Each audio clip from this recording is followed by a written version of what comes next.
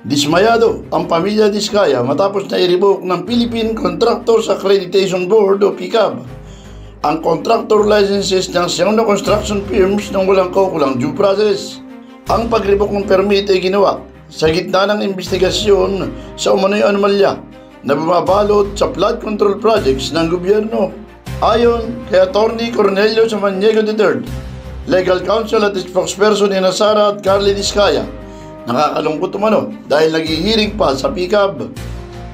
Katunayan, binigyan sila ng 30 araw para magsumite ng dokumento at humingi sila ng ekstensyon para makumpleto ang mga ito.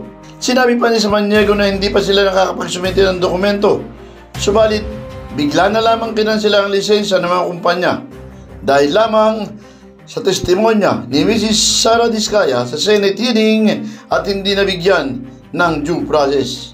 Paliwanag pa ng tagapagsalita ng pamilya Diskaya na sa aktwal, ang lahat ng dokumento hindi ganun ang nangyari. Hindi umano nagsasabay-sabay na sumali sa bidding ang kumpanya. Na-mix up lamang siguro ang sagot ni Mrs. Sara Diskaya. Binigyan din nito na matagal nang nag-divest si Sara Diskaya sa 8 kumpanya at siya lamang ang presidente ng Alpha Omega General Contractor and Development Corporation sa ilalim ng Resolution No. 075 Series of 2025 na inilabas ng PCAB noong September 1. Agad ni-revoke ang lisensya ng Gerald Construction General Contractor and Development Corporation, Alpha and Omega General Contractor and Development Corporation, St. Timothy Construction Corporation, Amitis Harrison Builders and General Contractor and Development Corporation, St. Matthew General Contractor and Development Corporation, Great Pacific Builders and General Contractor Incorporated, YPR General Contractor and Construction Supply Incorporated, Waymaker OPC at Elite General Contractor and Development Corporation.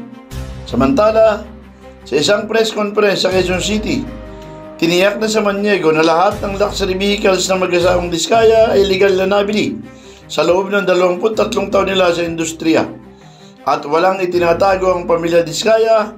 Nakahanda rin naman silang harapin ang subpena ng Senado. Hindi rin aniya nag-import ang mga ito ng sasakyan at lahat ay mula sa otorisadong car dealers. Hinihiling din ni Samaniego na huwag na rin pag-usapan ang mga anak ng mag-asawa na kasalukuyang may sakit. Binigyan din pa na walang ghost project o unprogrammed projects ang St. Timothy at St. Gerard at Alpha and Omega na itinuturing na quadruple A construction companies at may kakayang ipatupad ang proyekto na naatas sa kanila. Hindi naman binanggit ni Atty. Samaniego kung mag-aayon sila ng apila sa revocation ng PCAB sa lisensya ng mga naturang kumpanya. Felix Tambongco, The Observer News, DWRB 103.9 News FM. Ikaw ang una.